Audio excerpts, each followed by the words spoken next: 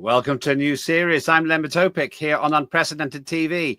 And as a new show for you, one that if you're a petrol head, you will absolutely love. Full Throttle, trains, planes and automobiles and everything else too, where we talk about transport and related issues.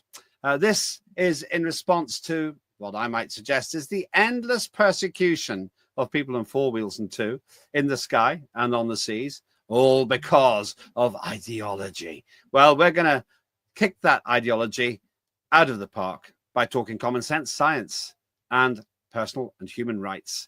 The purpose is not to really have a go at other people, but to stand up and be counted in a common sense, science-based, factual way that respects your rights as a citizen and your right to get in a car and drive it, and also to fly away on holiday. Regular viewers know that I, Len Topic, do not believe there's a climate emergency. I think that carbon dioxide is the gas of life, but it's been used to clobber drivers and many others. Hence this show. It's a regular series, and it won't be presented by me. It'll be presented by somebody far more experienced in the world of automotive campaigning, and that is Brian Gregory from the Alliance of British Drivers. Brian, welcome to your own show. How's it feel? Nerve-wracking, Lembit. Why though? Why? Well, it's a whole new experience. I mean, with this series, we're going to talk about a lot of issues, and we're going to drill down and find out all of the strange things that are being done, the proposal for road user pricing and constant caps on speed limits, increasing use of technology to discourage you from driving. Where does that all arise from, and how much real science is there behind it, and how much is it just pure ideology? You know, that's the question. When you start actually drilling down and stripping off the skins like of the onion, you find that at the center of it, what it's about is it's not about saving the planet. It's not about saving you. It's about ideology, control, and megalomania. It's the only way to describe it.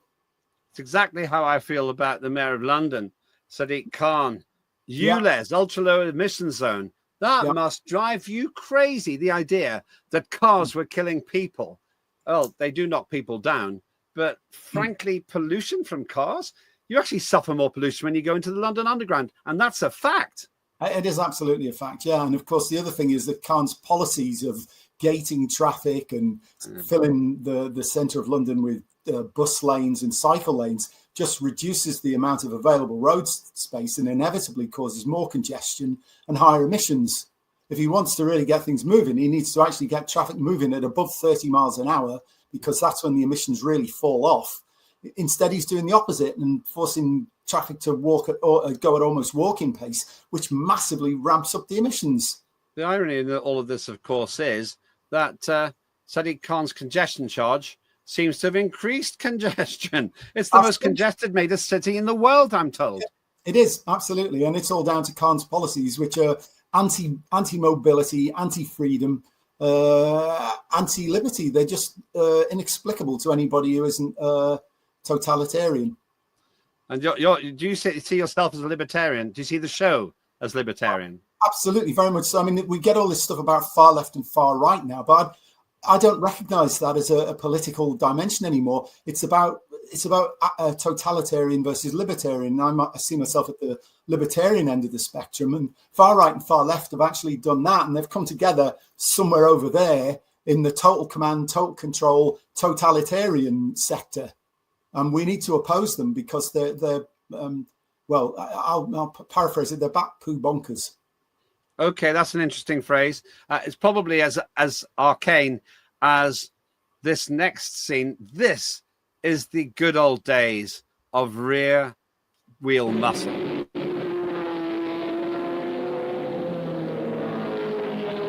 Bucknam leads the pack down Mulsanne Street. From above, you can see the Fords accelerating up to 220 miles per hour down the 3.6-mile straightaway.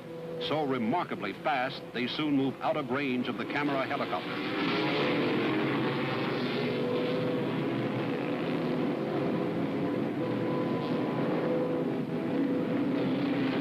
From more than 200 miles per hour, Bucknam must quickly decelerate to less than 30 miles per hour in order to negotiate a sharp right-hand turn.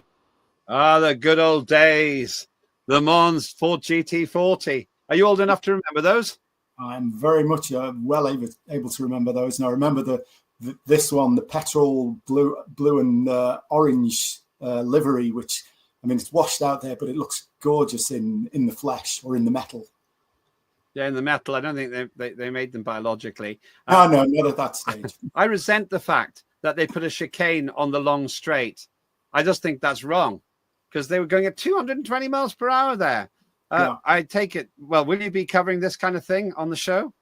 I'm sure if we've got the opportunity, we will cover snippets like that and other more, I won't say relevant, but more penetrating stuff really than that. You know, which is great. It's lovely to watch, and it's a trip down memory lane. But we've got pressing issues that really need dealing with, and watching old videos is good as a reminder, an aid memoir. But the other stuff we have to deal with is more pressing and in many ways more dangerous for us. Are you talking about electric cars that seem to sink ships?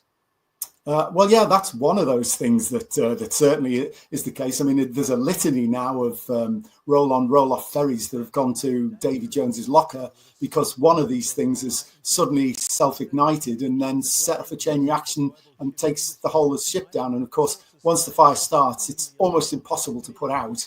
And even if the ship goes down, it'll still the conflagration will still burn underwater. It doesn't need external oxygen to keep continuing. Is that what's happening in these ships then? So you've got electric vehicles that essentially act like firelighters.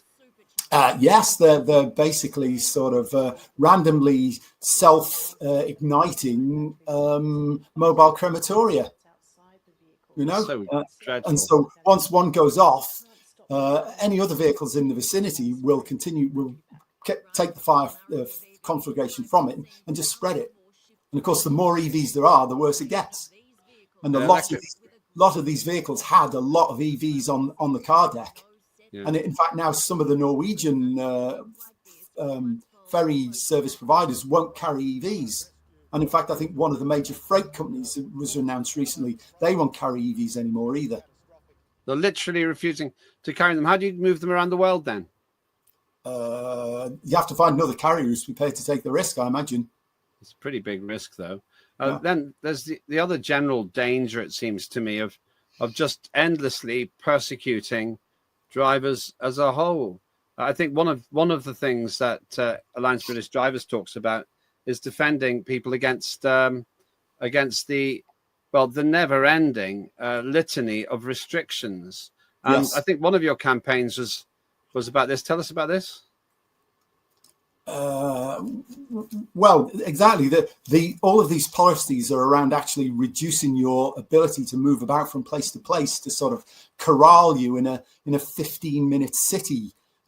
And of course, Canterbury and all sorts of places have tried to do this. Oxford's continuing to try to do it, but there's a mounting level of public opposition to this. And ultimately, come the next sort of council elections, places like Oxford, I think there's going to be a major change in political affiliations as people realise that they don't want these climate change numpties in control. They want people who actually understand the real world and understand how towns and cities work and how commerce works. Because if you keep stopping people being able to travel around, well, they don't go anywhere. They don't spend in local shops or local shopping centres. And you're just in a downward economic spiral then. So in terms of road vehicles, would you consider yourself to be, where would you think of yourself on the spectrum in terms of electric vehicles, petrol, diesel? I am very strongly in favour of internal combustion engine vehicles. The level of emissions coming out of modern petrol and diesel vehicles is actually much lower than the aggregate emissions from a battery electric vehicle, because of course they're much heavier, typically carrying around about 1,000 kilos of battery. And that means that the tyre and brake particulate emissions are way worse than a petrol or diesel car. And of course, the tailpipe emissions, all you've done is transfer them to a gas-fired power station somewhere near you. Because most of the time, the vehicles are running on gas or a bit of nuclear or interconnectors. They're not running on renewables, because a lot of the time the renewables are turned off and the renewable energy providers are being paid to curtail, because they can't take that power on the grid because the grid doesn't need it at that time. Unfiltered, uncensored, unprecedented TV.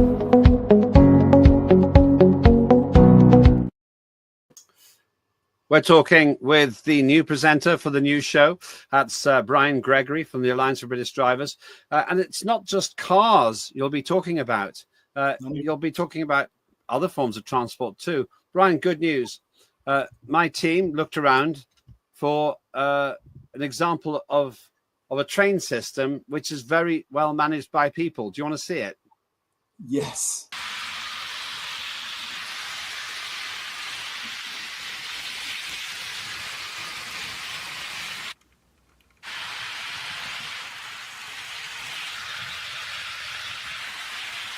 So how fast do these trains actually go? I measured the distance for one floor plank and checked how fast it would cross it.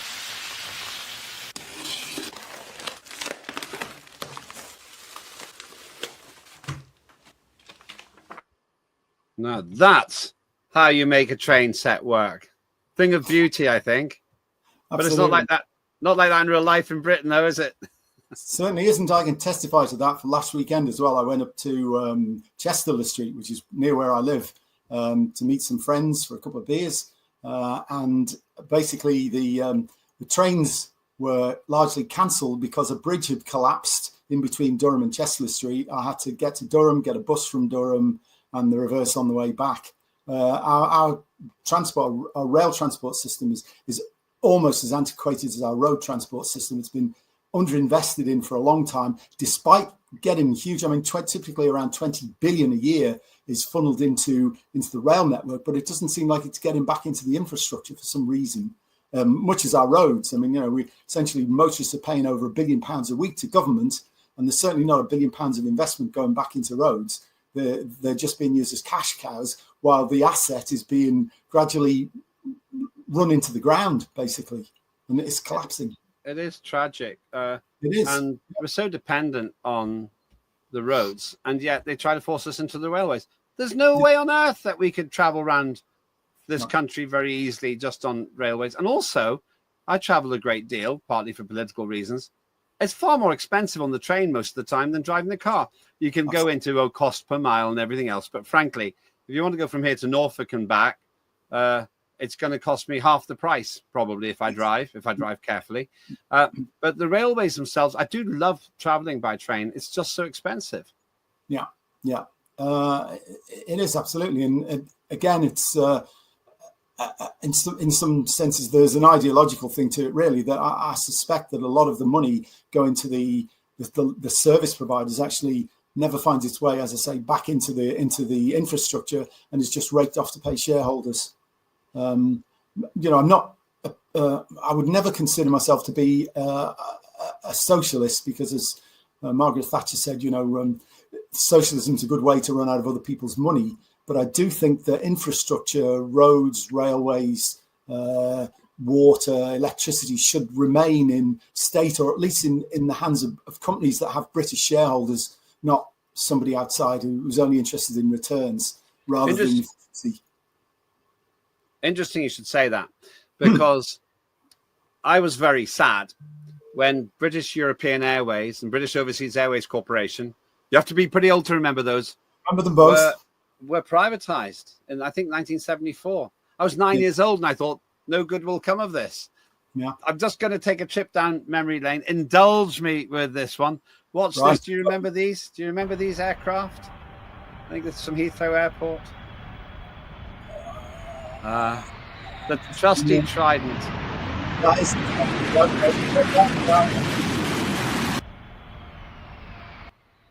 Great. Those great old planes. They used to fly us to Spain and back. The good old days. At Heathrow Airport, 1966, 1972. Yeah. will you be covering modern day aviation as well? Yes, where it becomes relevant, because of course the aviation industry is under huge scrutiny as well because of the emissions from effectively their tailpipe emissions is the only way to describe it, really. The carbon dioxide that's emitted from the tailpipe when hydrocarbons are being burned. But it's the most efficient way of transporting people. I mean, the turbines now are very, very efficient, and they're designed for maximum cruising speed with maximum economy. And I heard some nut job environmentalists recently suggest that we should fly the planes slower so they burn less fuel. But actually, when you fly them slower, they burn more fuel. I mean, and this shows the level of intellect of these people. Numpty is, doesn't even begin to describe it. They are, well, stupid. Yeah, be careful about the language. We try to keep it fairly clean, or we have to put a warning at the beginning of the show. Did you know that a fully laden A380, that's the double-decker aircraft that you see in the skies, particularly over the larger airports in Britain and the world, a fully loaded one does 80 miles per gallon per person. So if you drive to work on your own in an ordinary car, traveling in an A380 to work would be twice as efficient. But that's the modern day. That's the modern day equivalent of the jumbo jet. We're seeing one there. Oh, I love aeroplanes. I think they're great. I'm very glad you're going to be covering that as well. I might watch the show myself. What kind of a guest are you expecting? There's rumors that Brown Car Guy might be coming on. Tell us about him. Brown Car Guy is a really good blogger. He writes really interesting stuff on developments that are taking place within the law, technology, and also covers meetings at sort of vintage car meetings and stuff like that. He covers the whole automotive gamut, really, and he's got some very sensible views. He tries objectively to road test electric cars, or BEVs, whatever you want to call them, in comparison with conventional internal combustion engine vehicles. But I think the one thing that he and I both share is the sense of involvement and immediacy that comes with petrol and diesel cars, and it's just completely absent in electric cars. It's there's no sense of involvement. It seems very detached in comparison with driving a proper road going petrol or diesel vehicle. Here's a taste of Brown Car Guy in his favorite environment, which is telling us the facts. Are there still any truly bad cars? Well, it's an interesting argument, because I was recently doing a podcast with my former motoring Middle East buddy who was in town, and it was just such a joy and so wonderful to catch up with him. And inevitably, we decided to do a little podcast together. And we had this discussion on there about cars and car reviews and what have you. And he made a very pertinent point, a very valid point about whether or not there are actually any car reviews anymore, or whether it's just, fluff, whether it's just advertorials, And he's probably right about that. But I also counter that with the point that, well, on the other hand, there are no bad cars anymore. And to be honest, this is something that I've been saying for a while, probably for about a decade I've been saying this now. And I feel that I have good reason and good justification for saying that, which I will explain. But I got called up on it. I got pulled up on it by people saying that that's not true. So I thought, okay, well, let's have a look at this and let's examine the concept that there are no such thing as. Are there bad cars? I think a lot of it's in the driver experience and what you're expecting. I mean, cars often that get the highest ratings are not necessarily the ones that people who like performance drive. They're ones who just like something that gets them from A to B, but they're not very exciting to, I suppose somebody who might arguably, classify me as a petrol head, I would probably find them a bit dull. So I think the beauty is in the eye of the beholder in many cases, but there's a wide spectrum of road users out there, and we should try and cater for all their needs. And this is what I detest about this one size fits all. You must drive an electric vehicle, and we will not allow you to buy a conventional vehicle. I didn't vote for that. I don't know anybody else who did vote for that.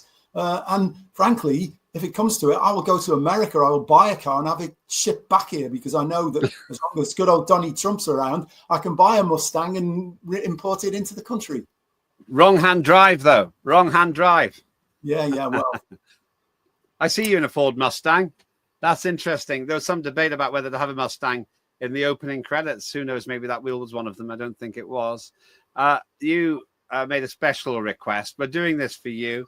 Maybe hasn't got the same high octane sound as your show, but for some reason you wanted this. Oh, and so before we go further, you've got Brown Car Guy hopefully coming on in one of the first few series. Well, hopefully, yes. Him, Jeff buys cars. There's another guy does a lot of road tests. Number 27, he's called on YouTube. We would like to get him on, but also, I mean, a lot of what's coming on down on our heads is based on energy policy.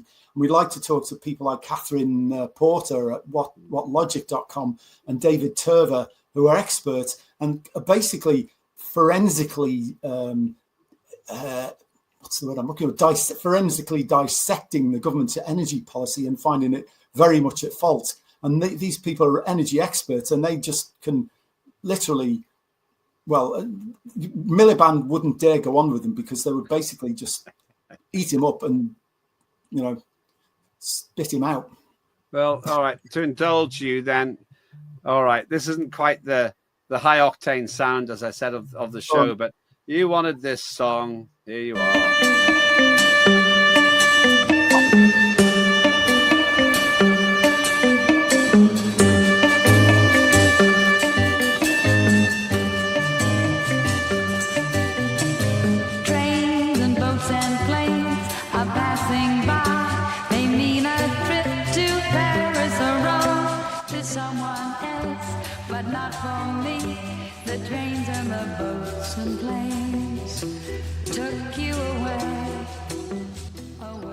This was vetoed, by the way, as your theme tune.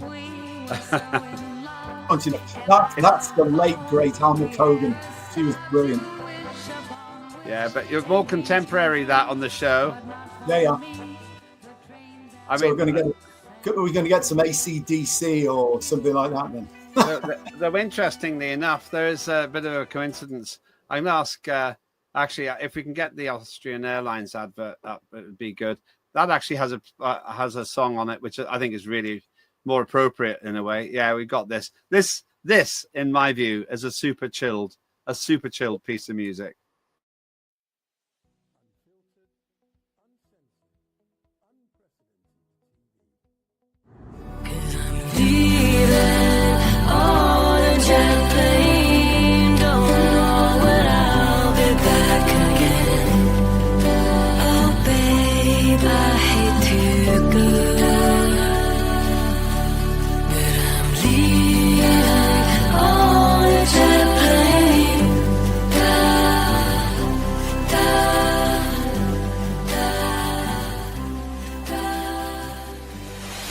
Unfiltered, uncensored, unprecedented TV.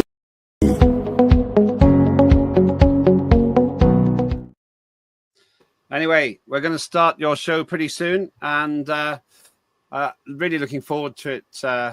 Not least because I just love the idea of having a transport show with common sense, which doesn't demonize people on 2 wheels, 4 wheels, or in the sky.